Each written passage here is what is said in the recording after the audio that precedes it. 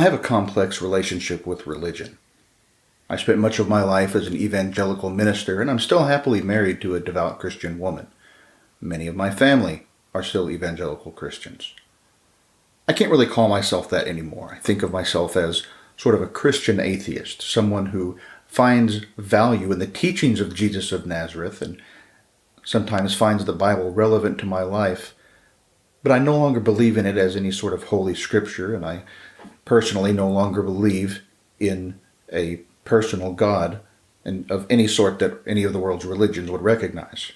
The language of faith still speaks to me.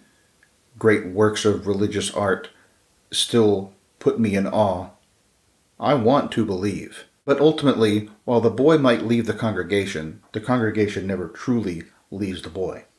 I mentioned this because my latest read is Life of Pi, the 2001 novel by Yann Martel, in which a boy joins, or at least believes in, three of the world's major religions: Christianity in the form of Catholicism, Hinduism, and Islam.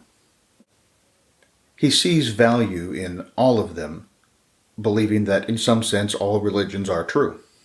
Near the beginning, he finds reasons to praise atheists but criticize agnostics, seeing doubt as a terrible way to go about living one's life, whereas atheists don't experience doubt, but rather certainty of a different sort.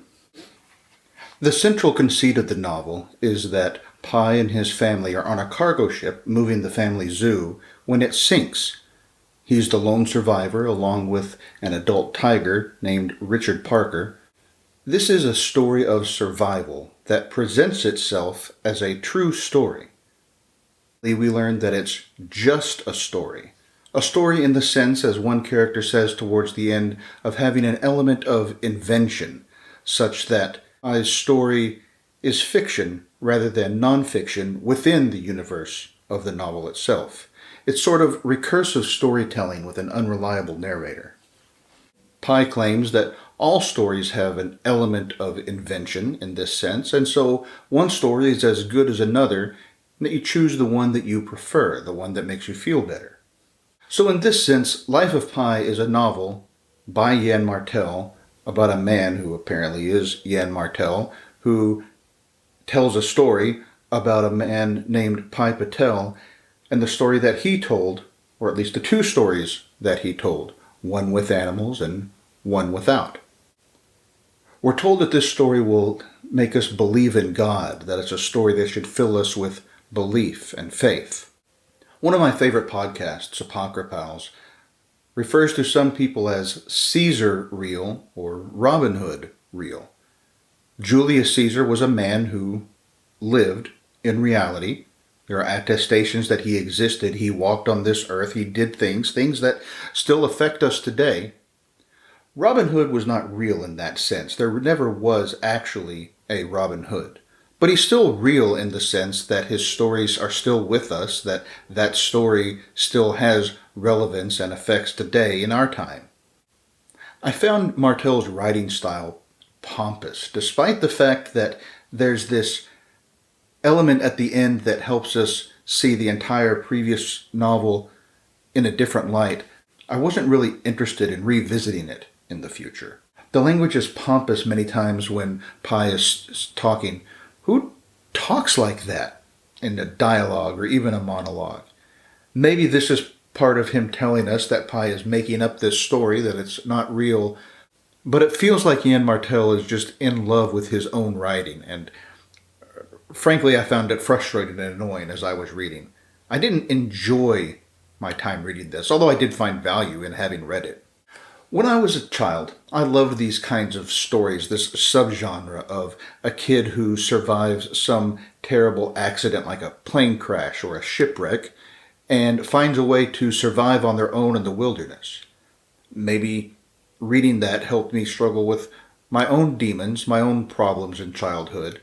And so I wanted to like this as soon as I realized that's what it was.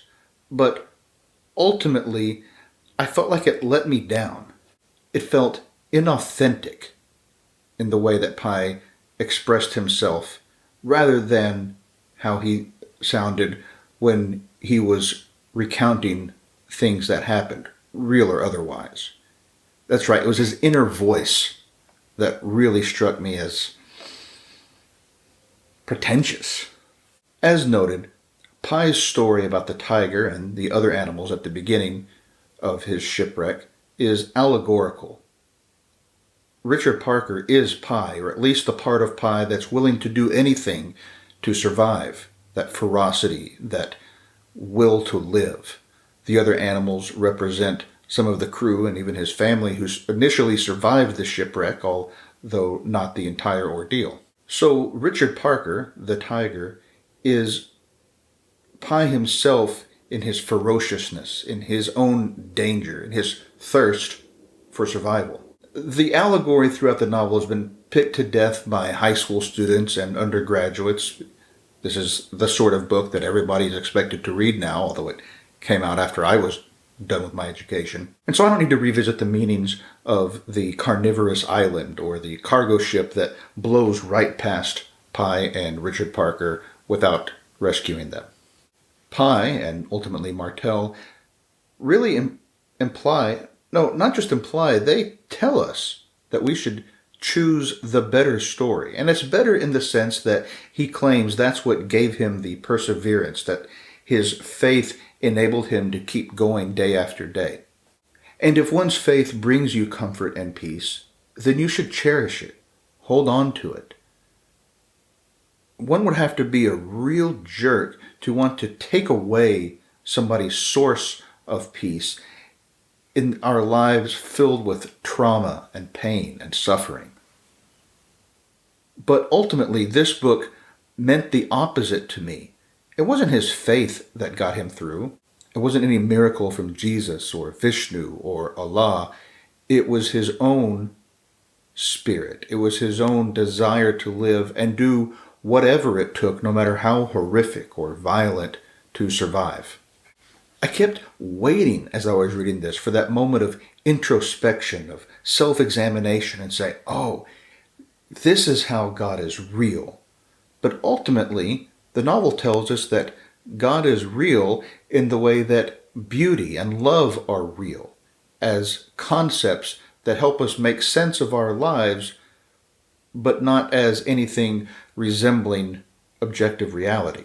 So just like the framing device of having interviewed a survivor, presenting this book and the story within it as real doesn't make it so. To me, the tragedy of what really happened, or at least really happened in the reality of the book, is, while both starker and more horrifying, more interesting and more useful to think about in terms of what someone is willing to do to survive 227 days cast away at sea. Maybe this story just confirms what we already believe, and in that sense, I do think that all religions are true. All religions are true in the minds of the people who believe them. So Pye telling himself and ultimately other people this story about the animals on the lifeboat and how he survived might have made him feel better really after the fact in justifying the things that he had to do and that sort of dissociation from reality. But it doesn't mean that those things happened, and it doesn't mean that telling ourselves a story to make ourselves feel better about the universe and our suffering makes them real. It's a coping mechanism.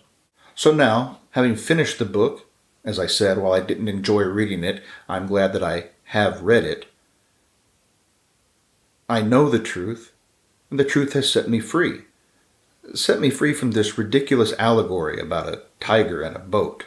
And it set me free from Martell's flowery, over-the-top writing style. The truth that I learned here is not that God exists, but that one's own will to live, one's own desire to conquer death, has tremendous power in doing exactly those things.